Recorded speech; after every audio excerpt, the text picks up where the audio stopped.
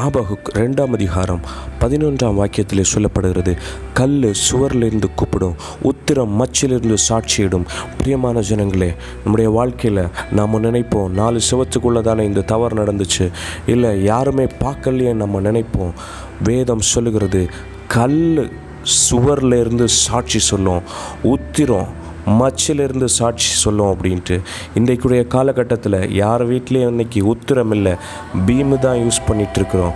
Still சுவர் இருக்குது, கல் இருக்குது, டோர் இருக்குது, எவ்வளவோ பொருட்கள் இருக்குது.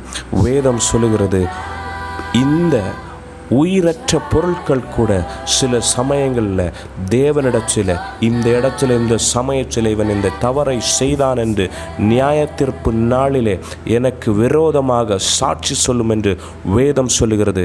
பிரியமான ஜனங்களே, சாட்சி சொல்ல யாரும் இல்லை, யாரும் என்ன பார்க்கல நினைக்காதீங்க. அந்த தேவன் நம்மை பார்த்து கொண்டிருக்கிறார். கர்த்தருடைய கண்கள் என்னை உற்று நோக்கி கொண்டிருக்கிறது என்பதான அந்த பயம், தெய்வ பயம் என்னுடைய இருதயத்தில் தேவை. அதனால் யாரும் இல்லை, நான் யாரும் பார்க்கல, சாட்சி சொல்லுக்கு யாரும் இல்லை என்று துணிகரமான பாவங்களிலோ துணிகரமான வார்த்தைகளினாலேயோ துணிகரமான சிந்தையினாலேயோ இருக்காதீங்க. கர்த்தர் உங்களை பார்த்து கொண்டிருக்கிறார்.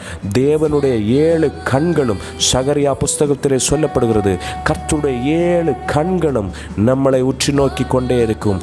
தேவன் வானத்திலிருந்து மனுப்புத்திரனை கண்ணோக்குகிறார். பிரியமான ஜனங்களே, கர்த்தர் ஒவ்வொரு ஆக்டிவிட்டீஸையும் பார்த்து கொண்டிருக்கிறார். வானத்திலிருந்து நான் செய்கிற ஒவ்வொரு காரியங்களையும் உற்று நோக்கி கொண்டிருக்கிறார்.